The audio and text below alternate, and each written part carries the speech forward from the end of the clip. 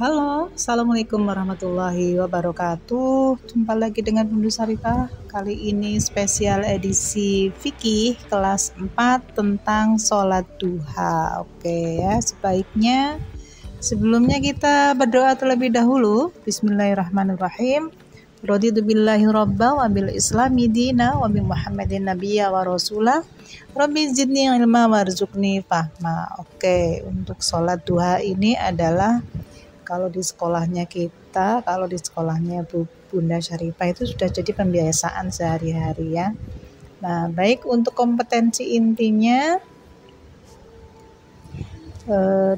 untuk spiritualnya yaitu satu, menerima, menjalankan dan menghargai ajaran agama yang dianutnya. Yang kedua, menunjukkan perilaku jujur, disiplin, tanggung jawab, santun, peduli, dan percaya diri dalam berinteraksi dengan keluarga, teman, guru, dan tetangganya.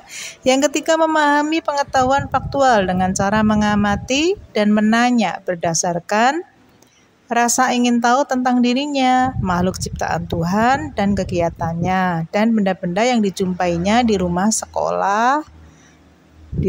di sekolah, dan tempat bermain. Oke. Untuk yang keempat, menyajikan pengetahuan faktual dalam bahasa yang jelas, sistematis, dan logis, dalam karya yang estetis, dalam gerakan yang mencerminkan anak sehat, dan dalam tindakan yang mencerminkan perilaku anak beriman dan berakhlak mulia. Oke ya. Untuk kompetensi dasarnya, yang pertama menjalankan sholat duha sebagai sarana mendekatkan diri kepada Allah.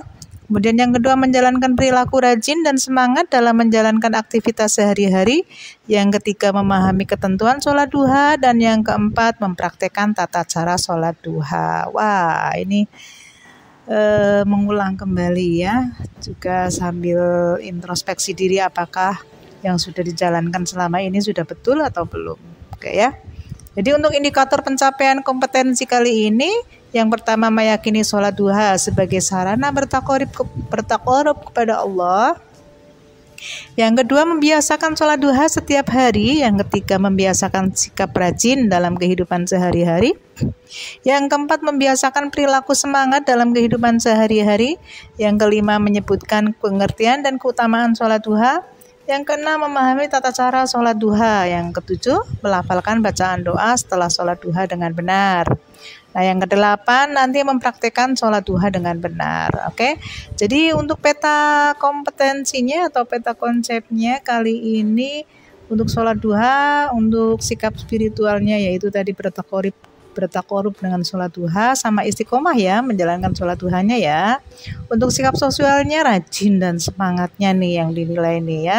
Untuk pengetahuannya nanti menyebutkan pengertian dan keutamaan dari sholat duha. Terus kemudian memahami tata cara sholat duha. Nah, untuk sisi dari keterampilannya itu nanti melafalkan doa sesudah sholat duha dengan benar sama mempraktekkan sholat duha dengan benar. Oke, komplit ya.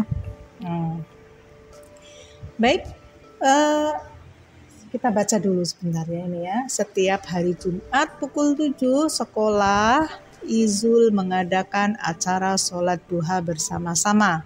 Kegiatan ini selain dimaksudkan untuk sholat duha, namun juga dimaksudkan sebagai salah satu bentuk pendidikan sholat berjamaah untuk para siswa. Pada awalnya Izul merasa agak heran karena sholat duha yang katanya lebih baik dikerjakan secara munfarid, malah dikerjakan berjamaah. Izul bertanya kepada Pak gurunya ya, Pak Guru, bukankah sholat duha lebih afdol dikerjakan secara munfarid? Kenapa di sekolah kita dikerjakan secara berjamaah? Pak gurunya menjawab, benar sekali Izul, sholat duha memang tidak dianjurkan dilaksanakan secara berjamaah. Dan apabila dikerjakan secara berjamaah juga tidak mendapat pahala berjamaah. Namun, apabila dikerjakan secara berjamaah untuk mengajari siswa, maka akan mendapatkan pahala belajar dan mengajar. Izul menjawab kembali, oh begitu ya Pak. Terima kasih atas penjelasannya. Saya jadi tidak ragu lagi untuk mengikuti jamaah sholat duha di sekolah. Oke ya, ini diamati ya ini ya. Bawahnya ini ada gambar anak sedang sholat berjamaah. Ya, suasana pelaksanaan sholat duha ya. Perhatikan di atas ya. Nah, coba buatlah pertanyaan dari gambar di atas. Nah, oke, untuk sholat duha. Pada subbab ini kita akan membahas tentang pengertian sholat duha, hukum sholat duha, serta tata cara sholat duha. Oke, apa yang kamu tahu apa itu sholat duha? Nah, itu dulu. Nah, ya, sholat duha adalah sholat sunat yang dilakukan seorang muslim ketika waktu duha. Waktu duha itu kapan sih? Waktu duha adalah waktu ketika matahari mulai naik kurang dari 7 hasta sejak terbitnya. Ya, kira-kira pukul 7 pagi gitulah ya, hingga sebelum waktu zuhur. Jumlah rakaat sholat duha minimal 2 rakaat ya, dan maksimal 12 rakaat. Jadi sholat duha itu dikerjakan setiap 2 rakaat salam, 2 rakaat salam, seperti itu. Ya, sholat duha lebih baik dikerjakan secara munfarid ya, sendirian. Namun jika untuk tujuan pembelajaran bolehlah ya dilaksanakan secara berjamaah gitu ya. Nah, hukum sholat duha gimana? Hukumnya sunnah muakkad ya. Sunnah artinya jika kita mengerjakan akan mendapatkan pahala. Namun jika kita tinggalkan tidak berdosa. Nah, sedangkan muakkad artinya sangat dianjurkan. Jadi perbuatan yang hukumnya sunnah muakkad adalah perbuatan yang hampir-hampir tidak pernah dilewatkan oleh Rasulullah Shallallahu Alaihi Wasallam. Oleh karena itu, meskipun meninggalkan sholat duha tidak berdosa, namun sebagai bukti cinta kita kepada Rasulullah, sebaiknya kita merutinkan sholat duha.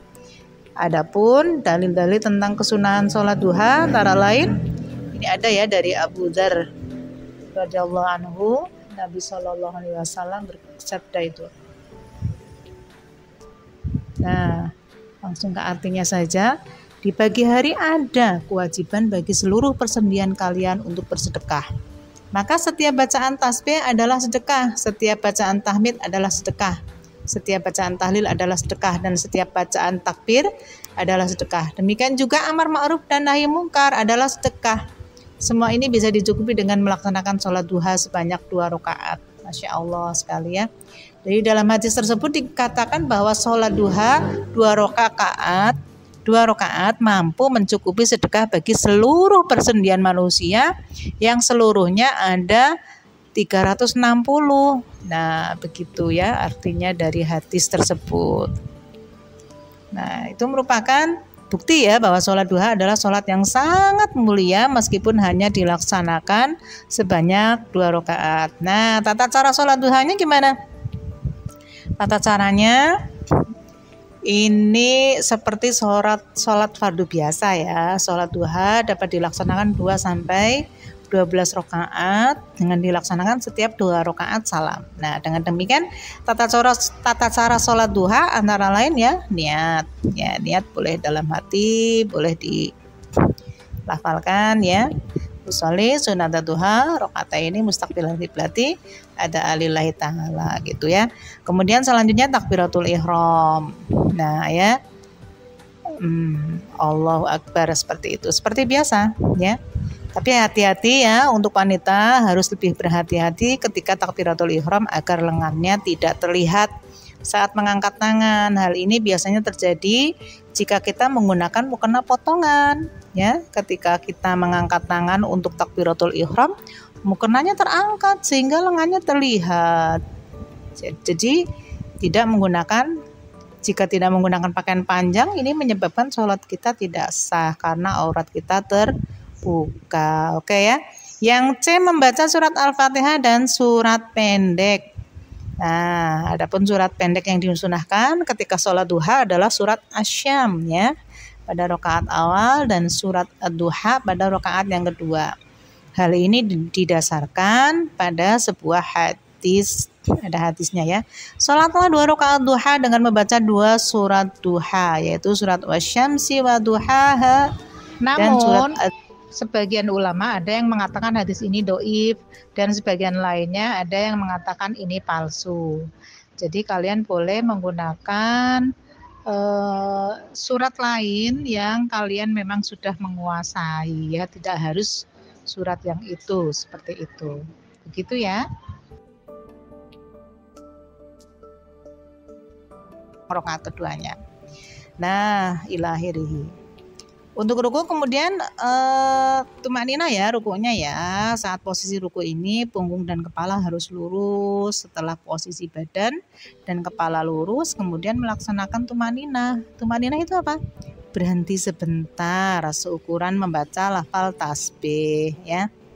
Jadi hati-hati juga dalam posisi ruku ini, perempuan juga rentan batal sholatnya jika memakai mukena potongan dan tidak memakai pakaian panjang dan jilbab di dalamnya. Hal ini karena aurat mereka, tangan, dada, leher dapat terlihat dari bawah ketika ruku. Nah, hati-hati lagi ya. Kemudian yang kelima, i'tidal, kemudian tumakninah ya. I'tidalnya ini posisinya berdiri tegak. Ya, yang keenam, sujud pertama, kemudian tumakninah ya. Jadi sujud itu dilaksanakan dengan menempelkan dahi, hidung, kedua telapak tangan serta ujung jari kedua kaki ke lantai. Ketika anggota sujud tersebut harus menempel di tempat sholat tanpa terhalang oleh benda yang bergerak bersama kita, seperti mukena contohnya ya. Nah, bagi wanita atau rambut atau peci bagi laki-laki ini biasanya ya. Nah, oke ya, yang perlu kalian hati-hati lagi adalah ketika dalam posisi sujud. Nah, jika dahi, hidung, atau telapak tangan kita tidak menempel di tempat sholat karena terhalang oleh benda yang bergerak bersama kita, maka sujudnya tidak sah, sehingga sholatnya tidak sah pula. Oke ya, ini untuk kehati-hatian saja. Oke ya, nah ini contoh pada gambar di samping itu penggunaan mukena yang menutupi dahi ya. Dapat kita lihat ya, pemakaian mukena semacam ini sampai menutupi bagian dahi yang merupakan anggota sujud yang wajib terbuka. Nah, pemakaian mukena semacam ini membuat sujud tidak sah sehingga berakibat pada tidak sahnya sholat yang kita lakukan. Jadi permasalahan lain yang biasanya dihadapi perempuan saat sujud adalah kakinya tidak tertutup dengan sempurna. Nah, hal ini juga mengakibatkan batalnya sholat karena tidak memenuhi syarat sholat, yaitu menutup aurat. Oke? Yang selanjutnya duduk di antara dua sujud, kemudian tumakninah ya. Jadi duduk di antara dua sujud ini dilaksanakan dengan cara duduk iftiros. Duduk iftiros itu apa? Duduk iftiros adalah duduk di atas kaki kiri, sedangkan kaki kanan ditegakkan ya. Nah, sujud yang kedua kemudian tumakninah. Langkah-langkah ini diulang ya sampai 2 rakaat. Selanjutnya membaca tasyahud akhir, membaca sholawat atas Rasulullah, salam, tertib. Nah, tertib ini artinya berurutan ya dari awal hingga akhir. Jadi tidak boleh mendahulukan rukun yang seharusnya berada di akhir dan sebaliknya. Berdoa sesudah sholat duha. Adapun doa sesudah sholat duha bisa ya, karena setiap hari kita baca bersama ya, yang Allahumma inna duha'a duha'uka wal baha'a baha'uka wal jamala jamaluka wal quwwata quwwatuka wal qudrata qudratuka wal ismata ismatuka.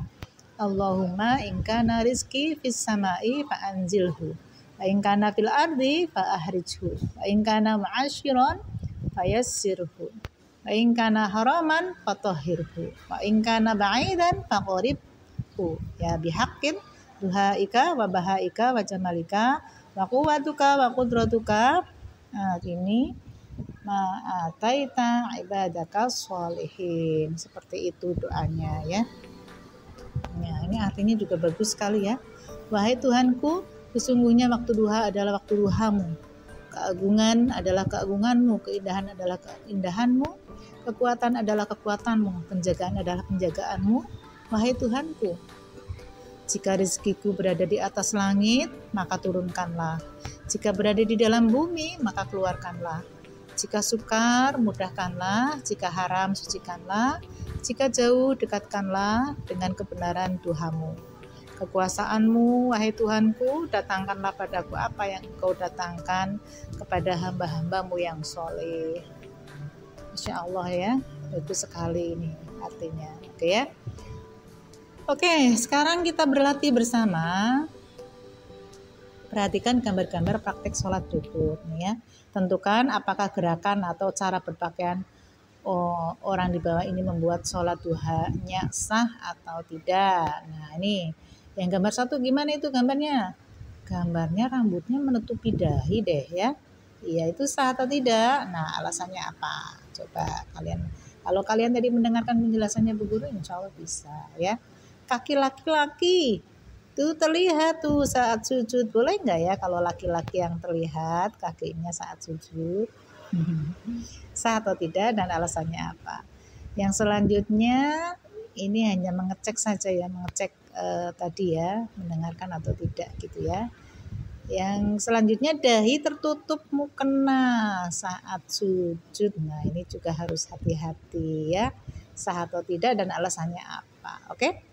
Sekarang kita lanjutkan ke slide yang berikutnya, yaitu keutamaan sholat duha. Ayo, keutamanya apa aja ya? Ada 5. Ada 5 atau ada berapa ini? Pokoknya diantaranya adalah, ada banyak, ada 7. Yang pertama, menjadi sedekah bagi seluruh persendian tubuh ya. Sebagaimana hadis yang telah disebutkan di depan, bahwa sholat duha itu bisa menjadi sedekah bagi seluruh persendian tubuh manusia, merupakan ghanimah atau keuntungan yang terbanyak. Hal ini didasarkan pada sabda Rasulullah Sallallahu Alaihi Wasallam ya, yang barang siapa berwudu kemudian pergi pada waktu pagi ke masjid untuk melaksanakan sholat duha, maka hal itu adalah peperangan yang paling dekat, ghanimah yang paling banyak dan kembalinya lebih cepat. Nah, yang selanjutnya, ini harusnya yang kedua, ketiga ya. Yang kedua,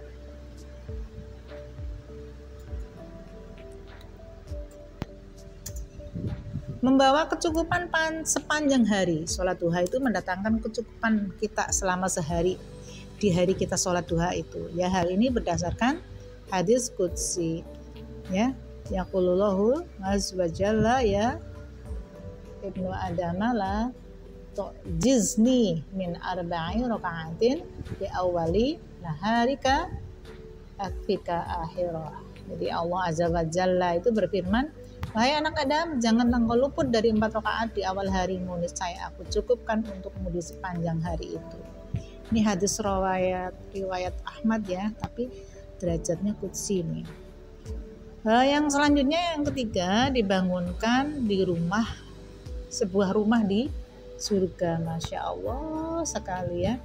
Kamu tahu ya, kalau bikin rumah di dunia itu kan mahal sekali ya, apalagi ini di surga. Jadi bagi orang yang rajin sholat duha, maka akan dibangunkan rumah di surga oleh Allah. Hal ini berdasarkan sabdanya Rasulullah Sallallahu Alaihi Wasallam dari Abu Musa radhiyallahu anhu. Ia berkata kepada Rasulullah, man sholat duha arba'an wa qabla ula arba'an bani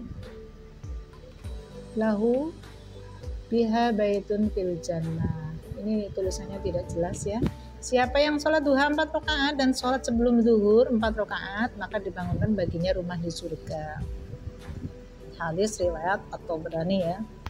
At-Tabrani. Oke, yang keempat, mendapatkan pahala dan haji umroh yang sempurna. Masya Allah sekali ya. Dari Anas bin Malik, Rasulullah SAW bersabda, man sholat sholata subhi di masjidin jama'atin, apa ini yes, kurang jelas tulisannya, hatta yusolli ya subhata duha karena ajri hajja au mu'tamir taman hajjatahu wa umrota. Barang siapa yang melaksanakan sholat subuh secara berjamaah Lalu ia duduk berzikir kepada Allah hingga matahari terbit. Kemudian ia melaksanakan sholat 2 rakaat. Maka ia seperti memperoleh pahala haji dan umroh. Beliau pun bersabda, pahala yang sempurna, sempurna dan sempurna. Ya, hadis riwayat Tirmizi. Ya.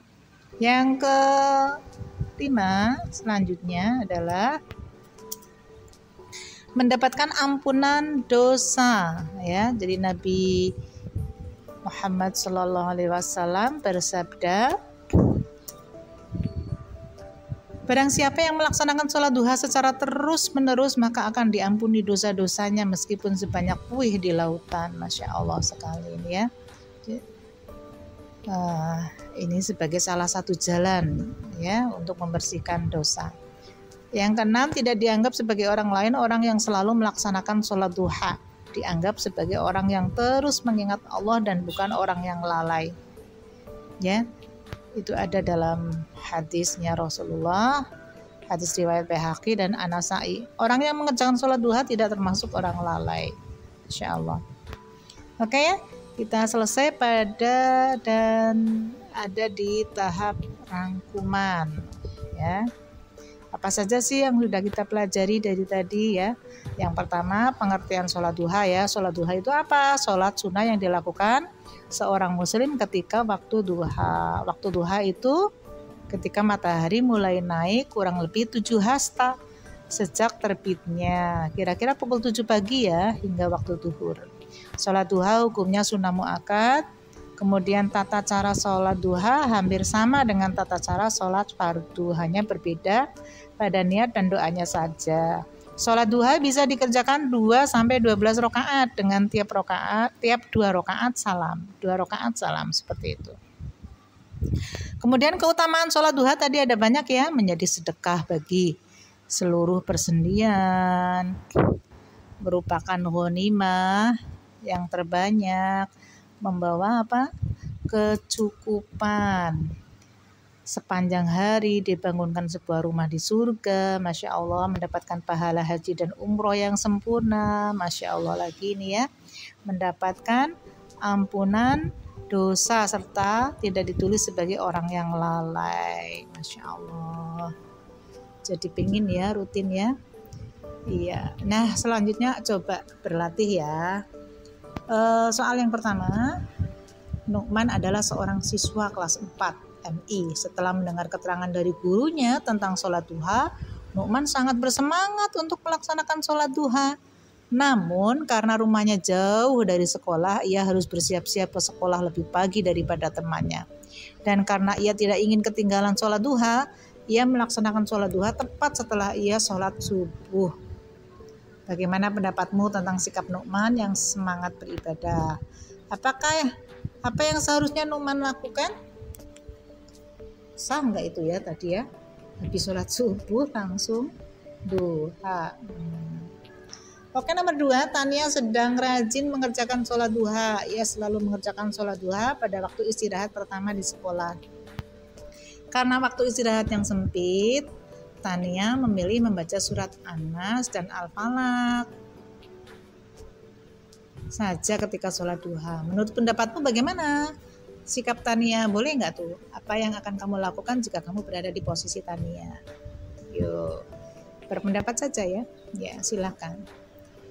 Di sekolah, Andi diwajibkan melaksanakan sholat duha setiap hari. Namun Andi merasa malas sehingga ia selalu melaksanakan sholat duha dengan sangat cepat. Ia sholat duha tanpa melakukan tumak nina saat ruku, i'tidal maupun sujud. Bagaimana hukum sholat duha yang dilakukan Andi? Jelaskan ya. Apakah kamu ingin mendapat keuntungan sholat duha? Jika iya, bagaimana caramu untuk meraihnya? Ceritakanlah ya usaha dan perjuanganmu untuk mengatur waktu demi melaksanakan sholat duha setiap hari. Tuliskan tata cara sholat duha yang baik ya. Oke, kemudian kalian ambil buku cerita ya tentang sholat duha ya. Ini yang ada guru sampaikan nanti ya. Nah, nama tokoh dalam clipping siapa, usaha tokoh menjalankan sholat duha bagaimana, hikmah sholat duha yang dirasakan bagaimana ya. Coba kalian cari clipping di internet tentang kisah sukses orang-orang yang rutin menjalankan sholat duha. Kemudian tempelkan di bukumu ya. Setelah itu bacakan di depan kelas. Setelah mendapatkan clipping dan membacakannya di depan kelas, jawab pertanyaan di bawah ini. Caraku untuk meniru tokoh tersebut untuk selalu rajin dan semangat sholat duha adalah bagaimana ya. Oke, selesai juga materi hari ini. Kita tutup bersama dengan doa kafaratul majelis bersama ya. Bismillahirrahmanirrahim. Subhanakallahumma wa bihamdika asyhadu an la ilaha illa anta astaghfiruka wa atubu ilaik. Sekian. Amin ya. Jangan lupa mampir di medsosnya Bunda Syarifah, diklik like, subscribe ya. Iya, kemudiannya lagi tonton video Bunda Syarifah yang lainnya ya. Sekian, sampai jumpa. Assalamualaikum warahmatullahi wabarakatuh.